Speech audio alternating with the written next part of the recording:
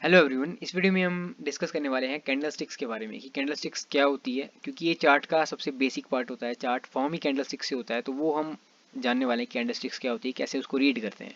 सबसे पहले बेसिक चीज़ मैं बताऊंगा कि बुलिश कौन सी होती है, बेयरिश कौन सी होती है, और ये भी बताऊंगा कि हर बार कैंडलस्टिक काम नहीं करती है।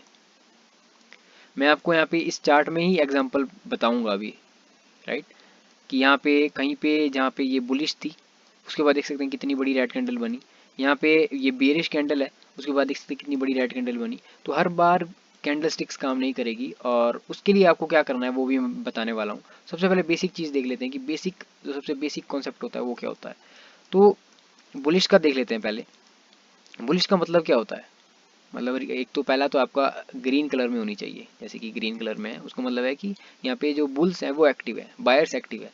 होता क्या है कि प्राइस यहाँ ओपन होता है, नीचे ओपन होगा, फिर बुल्स का मतलब है कि प्राइस ऊपर जाएगा, प्राइस को ऊपर ले जा रहे हैं, वो ऊपर गया, यहाँ पे कहीं पे क्लोज हो गया। दैट मीन्स ओपन तो यहाँ हुआ था, ओपन क्लोज यहाँ पे हुआ। दैट्स वाई एक ग्रीन कैंडल बनती है ऊपर की साइड में। और यही है जो यहाँ पे दिख रहा है आपको, जो ये पहली कैंडल दिख रही है, इसका जो ये बॉटम वाला हिस्सा है दैट मीन्स यहाँ पे ओपन हुआ था, और जहाँ पे ये क्लोज होती है ऊपर जो ये टॉप का हिस्सा है दैट मीन्स यहाँ पे क्लोज हुई है। अगर मान के चलते हैं ऐसा ही कुछ सिनेरियो था और यहाँ से प्राइस नीचे गया था, ओपन हुआ, फिर प्राइस नीचे गया, फिर ऊपर गया, सेम जगह पे यहाँ पे टॉप बनाया इसने, फिर यहाँ आके कहीं क्लोज हो गया। तो ये जो पार्ट हुआ, ये ऊपर का और नीचे का, इसको बोलते हैं विक। कि लो इतना लगाया था और हाई इतना लगाया था, फिर हम बना देते हैं विक। ये जो विक बोलते हैं आप, इसको बोला जाता है विक। कि इतना नीचे गया था प्राइस, कि प्राइस नीचे गया बट फिर से ऊपर आ गया। यहाँ पे क्या हुआ था कि प्राइस ओपन जहाँ पे हुआ वहाँ से नीचे गिरा, पहले प्राइस नीचे बियर्स आए वहाँ पे, बट फिर से बुल्स एक्टिव हुए, फिर से प्राइस ऊपर ले गए और यहाँ पे टॉप पे क्लोजिंग हो गई। और जो ये इतनी यहाँ पे बनेगी उसको बोलते हैं विक। ये ऐसी आपको दिखेगी कैंडल पे। फिर यहाँ पे भी यही है, यहाँ पे क्या है कि हाई इतना ले गए, बट फिर से यहाँ पे बियर्स एक्टिव हुए और वापस ला दिया प्राइस को। दैट मीन्स बियर्स एक्टिव थे, बुल्स एक्टिव नहीं थे। दैट मीन्स लीस्ट बुलिश होता है ये, लीस्ट बुलिश। अब आ जाते हैं दूसरी कैंडल्स की तरफ, जो है बियरिश वाला। अब बियरिश में क्या होता है कि बियर्स एक्टिव है। बियर्स का मतलब है कि प्राइस नीचे जाएगा। अब मान के चलते ओपन यहाँ पे ऊपर होता है, यहाँ पे कहीं पे ओपन हुआ, बियर्स एक्टिव हुए, प्राइस को नीचे लेके गए और यहाँ क्लोज कर दिया। यहाँ पे क्या होता है कि ओपन तो ऊपर होएगा, क्लोजिंग नीचे होगी।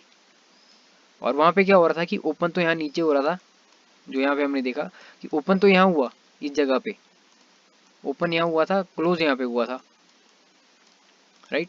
बट अब यहाँ पे क्या है कि ओपन तो ऊपर होगा, बट वहाँ से प्राइस को नीचे लेके जाएंगे बियर्स, इसलिए बोलता है बियरिश कैंडल्स है। तो यहाँ पे हुई आपकी ओपनिंग, यहाँ पे हुई आपकी क्लोजिंग, तो ये पहली कैंडल ऐसी बनेगी आपकी। फिर उसके बाद अगर विक, विक कब बनती है कि जब यहाँ से मान के चलते हैं प्राइस ओपन यहाँ पे हुआ, बट फिर बियर्स एक्टिव, बुल्स एक्टिव हुए, प्राइस ऊपर लेके गए, बट फिर से वापस जो है बियर्स एक्टिव हुए और प्राइस को नीचे ले गए और यहाँ पे कहीं पे क्लोज कर दिया। तो हाई कितना लगाया उन्होंने, हाई बोलेंगे इसको, ये है high, high point, highest point कितना है वो ये विक दिखाएगी आपको। जो भी जहाँ पे भी विक बनी है टॉप पे, ये आपको बताएगा कि इतना एक हाईएस्ट पॉइंट इसने लगाया था। और निचली साइड में भी यही है कि अगर मान के चलते हैं यहाँ से नीचे अगर प्राइस जाता है बट फिर क्लोज ऊपर आता है और क्लोज यहाँ पे हो जाता है, तो ये जो लोएस्ट पॉइंट बनेगा ये भी आपको विक से यहाँ बन जाएगा। विक से पता लग जाएगा कि यहाँ पे कितना जो है लोएस्ट इसने पॉइंट लगाया था। तो ये होता है बियरिश कैंडल, राइट। तो हमारे को जो मतलब होता है वो होता है क्लोजिंग से, कि क्लोजिंग कहाँ हुई है, राइट। कि अगर मान के चलते दिन भर में जो भी मूवमेंट हो ऊपर नीचे, हमारे को देखना है कि क्लोजिंग कहाँ हुई, कि क्लोजिंग इंपॉर्टेंट होती है। क्योंकि क्लोजिंग जहाँ होती है अगर वो ग्रीन में होती है दैट मीन्स कि वहाँ पे बुल्स एक्टिव थे, कि प्राइस जो ट्रेंड है वो अपसाइड में रह सकता है कल आने वाले दिनों में या फिर कल। अगर प्राइस जो है वो डाउन क्लोज होता है कहीं जहाँ से ओपन हुआ था, उससे अगर नीचे क्लोज होता है कहीं पे, दैट मीन्स कि यहाँ पे बियर्स एक्टिव है और आने वाले दिनों में भी ये प्राइस नीचे जा सकता है। तो ये पॉसिबिलिटी वहाँ पे आ जाती है। अब हम देखते हैं कि क्या क्यों हमारे को रिलाय नहीं करना है ओनली कैंडल्स पे, राइट। अब यहाँ देख सकते हैं, ये एग्जांपल मैं आपको दिखाता हूँ। तो ये जो ग्रीन कैंडल बनी थी ये बुलिश है। अब ये क्यों बुलिश है, क्योंकि ओपन नीचे हुआ और क्लोजिंग ऊपर हुई, पहली बात बुलिश है। अब इसका अगर आप देखें तो ये जो इससे पिछले वाली दो तीन कैंडल थी, ये एक ग्रीन कलर की, रेड कलर की और ये फिर से रेड कलर की, तो इसने इन तीनों को यहाँ पे क्रॉस किया, राइट। दैट मीन्स ये बहुत एक स्ट्रेंथ वाली कैंडल थी। अगर मैं बोलूँ, अगर मैं आपको रिप्ले इसका करके दिखाऊं, तो अगर मैं इस कैंडल को हटा देता हूँ, तो आप अब मेरे को बताओ कि यहाँ पे आपको क्या लग रहा है कि यहाँ से प्राइस नीचे जाएगा क्या ऊपर जाएगा। इसने इतनी जो रेंज इसने स्टॉक ने बनाई थी इसको ब्रेक कर दिया। दैट मीन्स यहाँ से एक सिग्नल आता है कि यहाँ से बुलिश होना ज़रूरी है इस कैंडल स्टिक के हिसाब से अगर मैं जाऊँ तो। बट अगर आप इसको प्ले करोगे तो यहाँ पे कितनी बड़ी कैंडल बन गई, ये देख सकते हैं आप, ये कितनी बड़ी कैंडल बनी अगर आप प्योरली इस कैंडल पे रिलाय करते, राइट। तो हमारे को कभी भी प्योरली कैंडल स्टिक पे रिलाय नहीं करना है। ऐसे बहुत सारे एग्जांपल मैं आपको दिखा सकता हूँ, राइट। अगर मैं इसको अब अगर मैं दिखाता हूँ आपको ये वाली कैंडल, अब हमने क्या सीखा था कि जब भी टॉप पे विक बनती है, इसका मतलब क्या है, जो विक्स बन रही है टॉप पे, कि प्राइस को ऊपर तो लेके गए पर जो क्लोजिंग हुई वो जहाँ ओपन हुआ था उससे नीचे हुई, क्योंकि वहाँ पे बियर्स एक्टिव थे।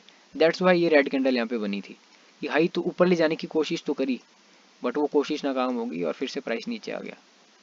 वही तो ये कैंडल बता रही है। दैट मीन्स यहाँ से प्राइस नीचे आना चाहिए था। एक दो दिन नहीं आता बट यहाँ पे एक भी दिन नहीं आया। और जो अगली कैंडल बहुत ज़्यादा खतरनाक बनी, ये देख सकते हैं ये कितनी खतरनाक यहाँ पे रैली आई थी। अगर यहाँ पे आपने बेच दिया होता, शॉर्ट कर दिया होता, तो यहाँ पे सारे ऐसे हिट हो जाते और आप लॉस में आ जाते। तो इसलिए कभी भी हमारे को कैंडल स्टिक पे रिलाय नहीं करना है। और ऐसा जो, क्योंकि ऐसा मैक्सिमम लोग कैंडल स्टिक पे रिलाय करते हैं और वहाँ पे ट्रेड लेते हैं और फंस जाते हैं। तो जो ये ट्रैप्स होते हैं, राइट, जैसे ये ट्रैप था, नेगेटिव कैंडल बनी, बहुत बियरिश कैंडल, बस उसके बाद एक पॉजिटिव बिग ग्रीन कैंडल और उसके बाद अच्छी रैली।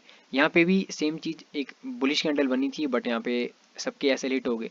तो यहाँ पे इन चीज़ों से बचने के लिए आपको क्या करना है, सबसे पहले तो कैंडल स्टिक जो बनती है वो कहाँ पे मायने रखती है। हर जगह जैसे ये बीच में कहीं भी बन गई, ये भी बीच में कहीं पे बन गई, वो आपको ज़्यादा इतना उसको ध्यान नहीं देना है। आपने किन कैंडल्स पे ध्यान देना है कि जब भी मार्केट जो है वो अच्छी रैली बनाए कोई भी स्टॉक, और कहीं टॉप पे जाके अगर नेगेटिव कैंडल बनती है, नेगेटिव कैंडल मतलब रेड कैंडल और बियरिश कैंडल यहाँ पे बनती है, तो वो आपके लिए मायने रखती है। वहाँ पे आप थोड़ा कंसिडर कर सकते हो कि यहाँ से अब स्टॉक गिर सकता है। और सेम चीज़ अब बुलिश वाले के लिए होती है कि मान के चलते हैं मार्केट काफ़ी दिनों से गिर रहा था और यहाँ पे कहीं पे अब पॉजिटिव कैंडल बनना शुरू होती है। पॉजिटिव मतलब ग्रीन कैंडल और थोड़ी बुलिश कैंडल अगर बनती है तो उसको आप कंसिडर कर सकते हो। तब यहाँ पे उस कैंडल का फ़ायदा आपको मिल सकता है। बट अगर बीच में कहीं भी आपको देखने को मिलती है बेरिश कैंडल, बुलिश कैंडल, तो उससे ज़्यादा इफेक्ट नहीं पड़ता है, राइट। और अगर आप इन सब चीज़ों से बचना चाहते हो तो उसके लिए आप कुछ चीज़ें अपनी एनालिसिस में ऐड कर सकते हो। और वो ये कुछ चीज़ें हैं।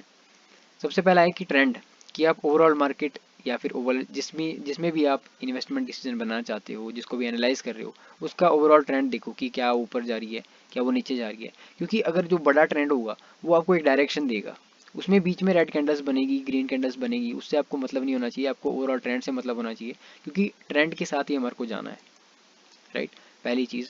दूसरी चीज़ है कि ओवरऑल मार्केट कैसी है, निफ्टी 50 को देखो, या फिर कोई पॉजिटिव न्यूज़ है, नेगेटिव न्यूज़ है, कोई वॉर की सिचुएशन है, या कोई जैसी कोई भी अगर ख़राब न्यूज़ हो तो मार्केट गिरता है। आपका अगर स्टॉक अच्छा हो बुरा हो, सभी सभी के सभी स्टॉक्स गिरते हैं। तो ओवरऑल मार्केट आपको देखना पड़ेगा। थोड़े बहुत न्यूज़ अगर कोई है वो भी आपको देखनी पड़ेगी। टाइम फ्रेम्स कौन कौन से हैं वो भी आपको देखने पड़ेंगे, क्योंकि बड़े टाइम फ्रेम आपको एक बड़ी पिक्चर देते हैं, राइट। तो अगर आप बड़े टाइम फ्रेम के साथ जाओगे तो आपकी जो गलत होने की चांसेस है वो बहुत कम हो जाएंगे। उसके बाद सेक्टर देखना पड़ेगा आपको कि सेक्टर, कौन से सेक्टर का आपका स्टॉक है, क्या सेक्टर की कोई न्यूज़ है या फिर पूरा सेक्टर ही गिर रहा है कि आपका ही सेक्टर, आपका ही ओनली स्टॉक गिर रहा है। तो ये कुछ ये भी आपको देखना पड़ेगा। फिर उसके बाद है प्रीवियस डाटा, कि जो भी ये जो स्टॉक है इसमें जो भी हिस्ट्री है इसका आप अगर एनालाइज कर सकते हो तो 2-3 साल का, पिछले 2-3 साल का एनालाइज करो कि कहाँ पे क्या स्टॉक करता है, क्या बिहेवियर है स्टॉक का।